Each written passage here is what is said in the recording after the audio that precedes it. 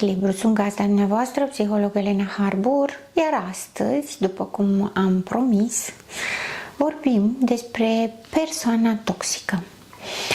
Vreau să fac diferența între persoanele cu tulburare psihică și persoanele toxice. Niciuna dintre aceste două categorii nu este capabilă să facă o relație sănătoasă, hrănitoare pe termen lung. Ambele generează relații toxice. Persoana care are o tulburare psihică este incapabilă de empatie și emoționalitate pozitivă. Ca atare, nu există conceptul de iubire decât la nivel cognitiv, mental, prin obsesie, pasiune, constrângere, limitare, sufocare. Iar persoanele toxice sunt cele care nu neapărat au o tulburare psihică, dar au o tulburare de personalitate care nu le permite să creeze o relație sănătoasă, pentru că eu-ul lor este atacat, distorsionat, percepția despre lume, viață, relații și alte persoane sunt distorsionate. Ca atare, poate exista o oscilație între emoționalitate pozitivă și persecuție și constrângere, limitare, dar pe ansamblu tot nu există capacitatea de a dezvolta o relație sănătoasă, hrănitoare pe termen lung. O persoană cu tulburare psihică are ideile distorsionate, emoționalitatea distorsionată. Ori ideile distorsionate înseamnă că înțelege lucrurile diferit, le interpretează diferit, totul capătă altă conotație. O conotație personală, amenințătoare, constrângătoare, ca atare trebuie să-l pedepsească pe celălalt sau să-l oblige pe celălalt să-i ofere ceea ce este incapabil să-și obțină singur. Persoana toxică, pe de altă parte, este capabilă de emoții și de sentimente, doar că există un egoism atât de mare, un eu impermeabil în care celălalt efectiv nu contează sau contează doar ca să-i folosească. Există și aici o distorsiune a ideilor, a percepțiilor, a conceptelor și valorilor despre lume și viață, însă este diferită de la cea pe care o are persoana cu o tulburare mentală. De asta diferențiem între ele, chiar dacă ambele tipologii nu au capacitate de a crea relații sănătoase, și când spun nu au capacitate, vorbesc despre faptul că efectiv nu pot, nu au această resursă în interiorul lor, nu există această resursă, nu că nu vor, nu au această capacitate. Și, cum spuneam mai devreme, facem diferența între ele pentru că dacă la o persoană cu tulburare mentală poate fi mai evidentă, la o persoană cu tulburare de personalitate este mai puțin evidentă și ne poate păcăli mult mai ușor. Cele mai dramatice situații sunt în care persoanele cu tulburare de personalitate sunt părinții, iar copiii sunt obligați să facă față și să ducă aceste relații toxice. Încă de mici sunt crescuți în acest mediu și este extrem de greu pentru ei să discearnă realitatea și pozitivitatea de toxicitatea cu care sunt învăluiți pur și simplu. Când vorbim despre o persoană toxică, este vorba despre o persoană care poate să le aibă pe oricare din aceste categorii sau să le aibă pe amândouă. Persoana toxică este acea persoană care este incapabilă să se bucure pentru celălalt atunci când celălalt are o reușită. Este incapabilă să fie susținătoare să ajute pe celălalt să facă ceva, să-l ajute pe celălalt să progreseze, să-l susțină. Este incapabilă să înțeleagă nevoile, trăirile, consideră că nu are dreptul la ele pentru că singura percepție este că propriul sine contează. Persoana toxică este cea care zice: nu mă interesează ce simt eu, am suferit mai tare. Nu mă interesează că după ce ai muncit atât de mult timp ai câștigat ceva, din punctul meu de vedere ai avut noroc sau ai trișat. Persoana toxică este cea care spune: nu mă interesează că ești obosit sau obosită după muncă, eu vreau să-mi faci cumpărăturile. Dar persoana toxică este cea care are acest egoism, care se simte. Chiar dacă în anumite situații, ca de exemplu față de terțe persoane din exterior, poate să fie foarte capabilă de atenție, de grijă, de empatie, de susținere, chiar și poate promovare, față de persoanele apropiate nu manifestă nimic din aceste lucruri. Și mai mult decât atât, persecută persoanele apropiate. De obicei nu are persoane apropiate decât familia directă. Vorbim aici ori de unul dintre soți, ori despre copii și în mod special despre copii. Pentru că persoanele toxice au tendința să se...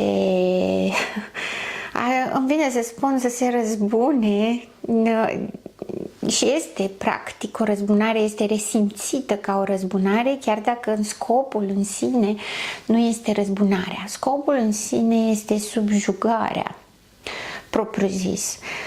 Dar o numesc răzbunare pentru că descarcă pe anumite persoane care sunt vulnerabile, cum sunt copii, sau sunt blânde, sau sunt calme și acceptă foarte multe lucruri, sunt foarte tolerante, foarte răbdătoare. Descarcă acolo toate răutățile, toate cerințele, toate nemulțumirile și totul în discursul persoanei toxice se învârte doar în jurul propriei persoane. Mie mi-a făcut, pe mine m-a nedreptățit, mie mi s-a întâmplat, eu am nevoie, tu nu faci ce trebuie și asta îmi produce mie nemulțumire sau suferință. De asemenea, au tendința să fie foarte suferinte, să, cum ați observat și în descrierea de mai devreme, să se prezinte mereu într-o postură de victimă, când, de fapt, comportamentul este abuzator. Se prezintă ca o victimă în sensul în care ceilalți îi produc nedreptăți de diferite feluri, ca de exemplu, am făcut programare la medic și a trebuit să stau să aștept 10 minute sau o oră pe hol și am fost nedreptățit sau nedreptățită sau m-am dus la magazin și nu mi-a dat oferta care o scria în revistă. Tot felul de lucruri de acest gen în care, de ce spun că este un comportament abuzator, are pretenția de la celălalt, persoana tolerantă, victima, în mod special, să-i repare nedreptatea prin a suferi ori în același fel, ori mai mult, să sufere în locul persoanei toxice. De obicei se întâmplă acest lucru pe copii, pentru că ei nu au opțiuni și deseori se aude expresia celebră: eu te-am făcut, eu te omor, sau îmi ești dator pentru că te-am făcut.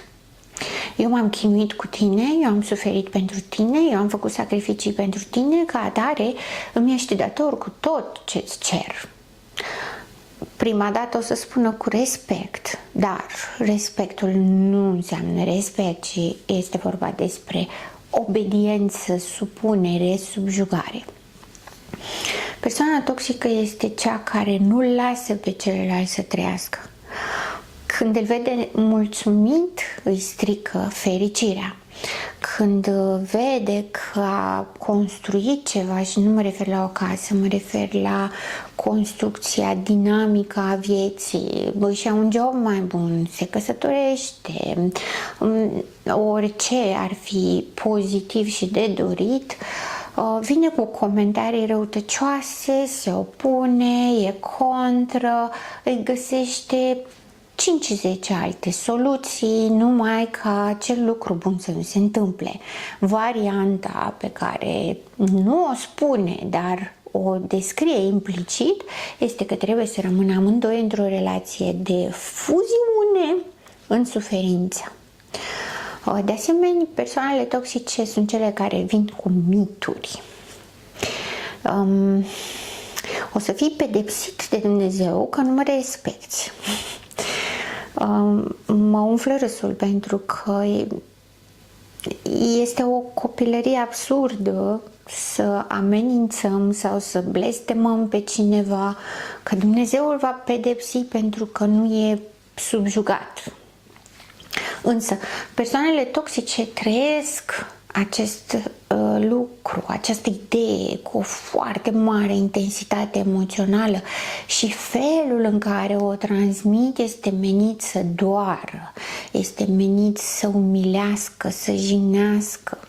Apelează extrem des la șantaj și amenințări, blesteme și avertizări că lasă că vezi tu ce pățești că nu m-ai ascultat.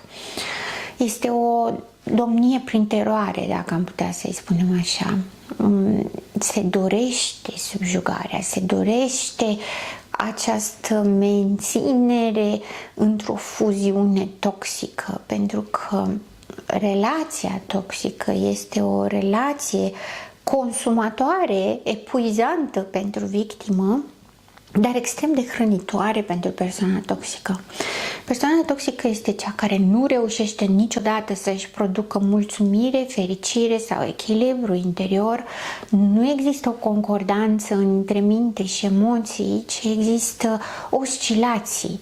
Întreaga sa viață este din poli în poli extremi, de la extaz la disperare în mod constant. De asemenea, este extrem de imprevizibilă și oscilantă. Ceea ce i-a plăcut astăzi nu-i mai place și urăște mâine. Dacă toate lucrurile par bune și pare că e liniște și că e mulțumită persoana toxică, există toate șansele ca în orice secundă, din orice motiv complet neînsemnat, să își strice dispoziția și categoric se va răzbuna pe celălalt de lângă, pe care îl consideră obligat să-i mângâie supărarea, să-i ia suferința, să plătească păcatele în locul său. Persoana toxică trăiește doar pentru sine. Celălalt nu există decât ca obiect de satisfacere a propriilor nevoi. Persoana toxică, cum mai este și supranumită vampirul emoțional, se hrănește cu ceea ce are celălalt de oferit, cu resursele celuilalt. Suge energie, captează emoții, extrage din celălalt energie vitală, le folosește într-un fel, le aruncă, doar le scoate și le aruncă. Dacă le-ar scoate din celălalt și le-ar păstra pentru sine, pentru că persoanele care acceptă relațiile toxice le acceptă în ideea în care îți ofer, că văd că nu ai calmitate, liniște, siguranță, iubire, afecțiune, ți le ofer ca să te liniștești și tu. Ți le ofer ca să te simți iubit, pentru că văd că asta ai nevoie și după asta plângi, asta ceri, că vrei să obții și să primești. Pe de altă parte, persoana toxică nu le păstrează pentru sine, nu acceptă să le primească, ci le scoate și le aruncă. Tocmai de aceea victimele ajung în permanență să fie obosite și din ce în ce mai secătuite de energie și mai disfuncționale. Sunt convinsă că aveți în minte cel puțin o persoană care spune: sunt atât de obosită, alerg tot timpul între familie, servici, mama, bunica, soacra, socru, că trebuie să am grijă de toți, trebuie să fiu acolo pentru toți, eu nici nu mai am timp de mine. Aceasta este persoana victimă, persoana tolerantă, persoana care oferă. Persoana toxică este de obicei o mamă, o bunică, un tată, un socru, o soacră care sună și spune: eu am nevoie la 12 noaptea să te duci și să-mi iei lapte pentru că mi-e poftă și nu mai am în frigider. Mâine, înainte să te duci la servici, după ce ai dus copiii la grădiniță, mai întâi vii pe la mine să-mi faci o ciorbiță pentru că eu m-am lovit la picior și nu pot, și după aia te duci la muncă. Da? Sunt persoanele care solicită în exces, sunt persoanele care nu acceptă un nu, nu acceptă un refuz. Ceea ce trebuie să facă oricine care se află în proximitatea persoanelor toxice, că până la urmă nu cred, eu chiar nu cred în varianta în care persoanele cu potențial emoțional, care sunt afectuoase, tolerante, ofertante, caută abuzatori. Chiar nu cred în această variantă care este tot vehiculată. Cum de atrag astfel de persoane? Este întrebarea de obicei. Ei bine, nu le atrageți, ci pur și simplu ele există peste tot, dar din cauza toleranței le primiți în viața dumneavoastră. De obicei, persoanele care oferă au sentimentul la început că fac un lucru bun, că sunt utile, că sunt valoroase prin a oferi. Pentru că o persoană toxică identifică potențialele victime după capacitatea de a oferi și au grijă să stimuleze asta printr-o falsitate exagerată. Vai, ești extraordinar sau extraordinară, numai tu m-ai salvat, numai tu mi-ai făcut asta. Oarecum o validare în exces a nevoii de a fi util. În situațiile de familie, această validare nu mai există decât atunci când copilul ofertant se separă sau cel puțin încearcă să se separe. Atunci se oferă cumva ca preț prima dată validarea. Dacă validarea nu ține, se trece la amenințări, pedepse, persecuție. De cele mai multe ori, pedeapsa cea mai gravă este tăcerea, nevorbitul. Nu mai vorbesc cu tine, nu-ți răspund la telefon, m-ai făcut să mă simt nu știu cum. Tu trebuie să te simți vinovat pentru cum mă simt eu sau pentru că m-am gândit eu. Aceasta este o persoană toxică și de cele mai multe ori copiilor deveniți adulți le este foarte greu să iasă din asta, din acest joc de manipulare și de abuz cu care au crescut și a devenit o normalitate pentru ei. Acest joc, în schimb, trebuie să înceteze, pentru că o persoană toxică nu se oprește niciodată din a face asta. Nu există posibilitatea ca la un moment dat să spună: da, am înțeles că te-am făcut să suferi și n-am să mai fac asta de acum înainte. Poate doar într-o confruntare foarte puternică să admită cu greutate acest lucru, dar cu siguranță va face la fel de aici înainte. Nu există posibilitatea ca dintr-o relație toxică să devină o relație sănătoasă.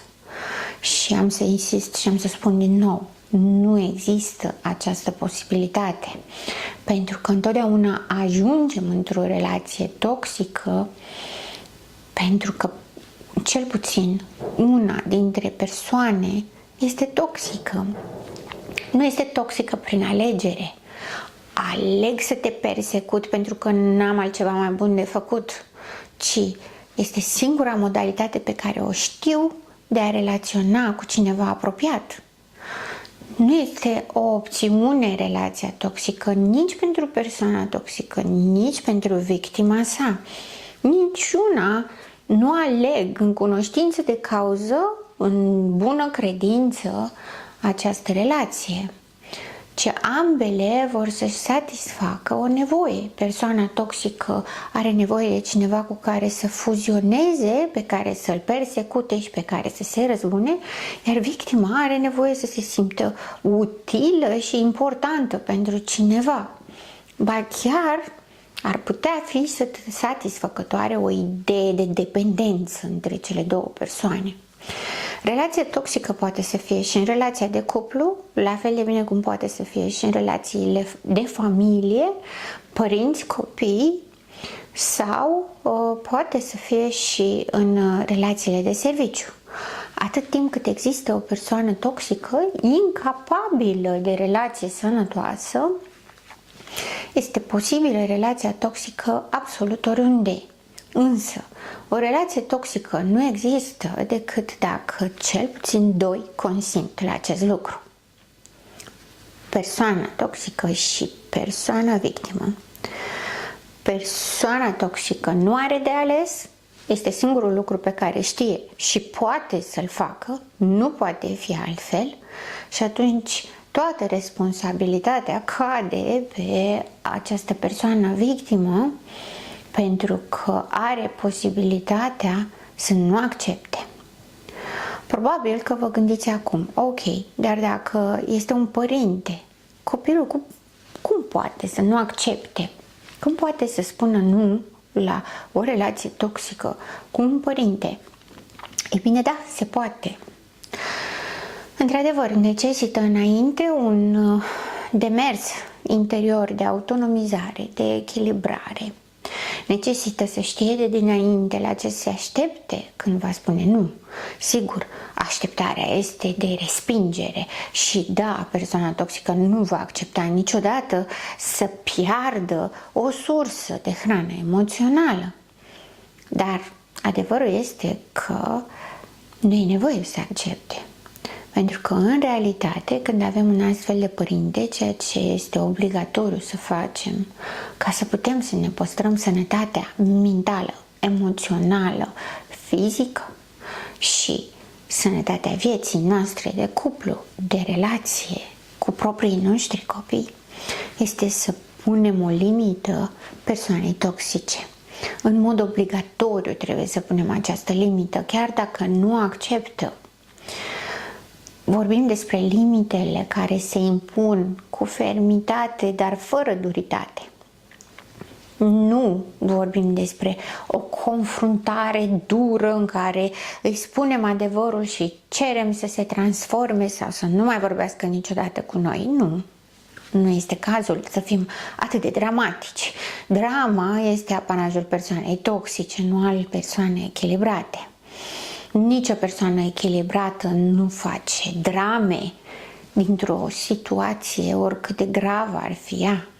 Pentru că persoana echilibrată este ancorată în realitate. Ca atare, limitele sunt ferme, adică spun nu vin la tine înainte să mă duc la muncă, pentru că nu am timp sau nu sunt obosită sau am altă treabă de făcut, am alte priorități. Voi veni după dacă am timp.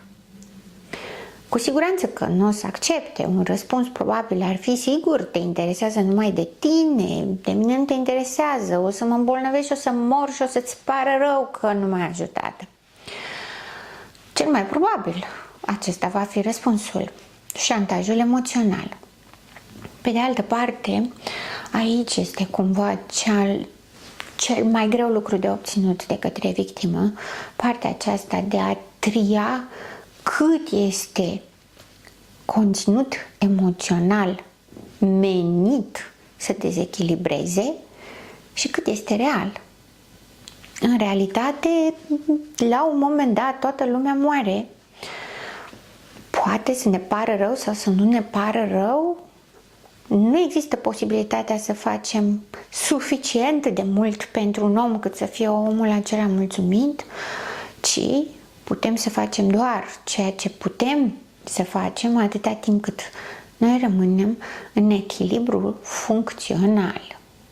Pentru că adevărul este că dacă între a duce copiii la școală și a te duce la muncă, mai introduci și să-i faci ciorbiță altcuiva, indiferent cine ar fi, pentru că nu contează cine este, ceea ce se întâmplă este să fii presată, stresată sau stresat,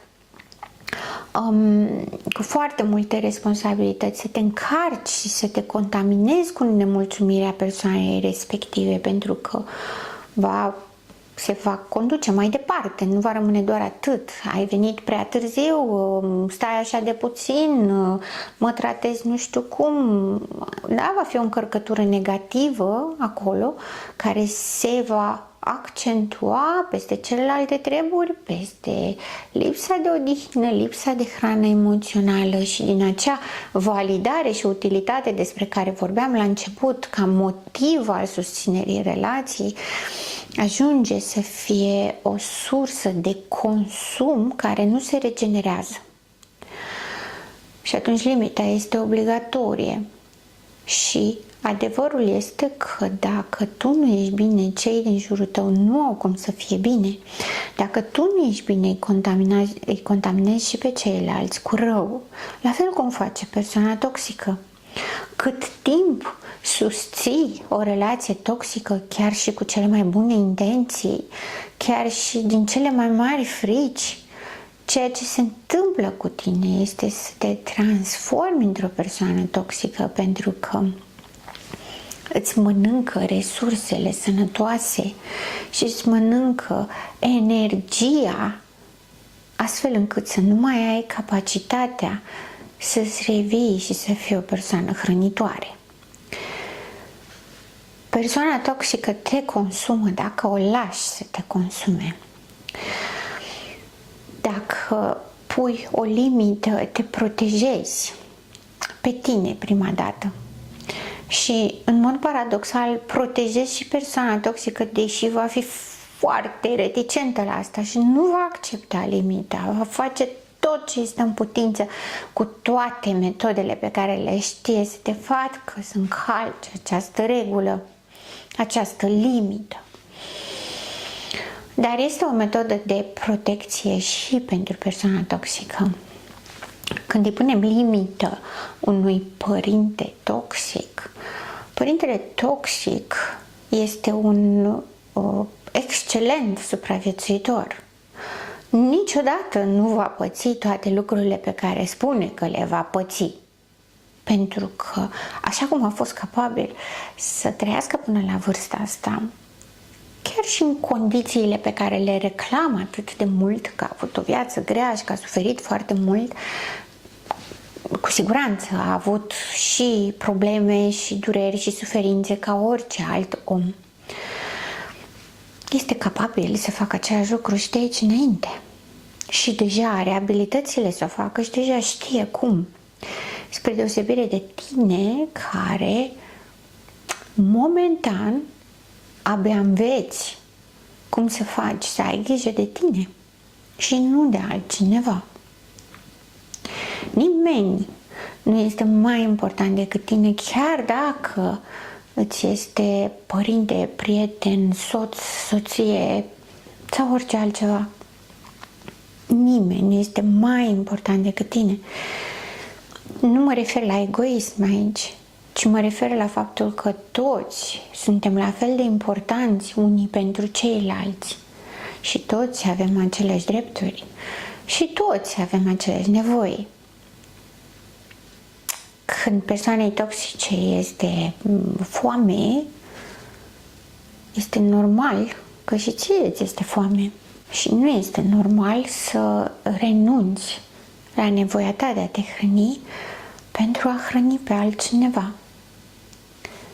Desigur, aici vorbim despre relațiile adult-adult, pentru că posibilitatea unei relații toxice și a unei victime care să se sustragă din relația toxică este doar între adulți.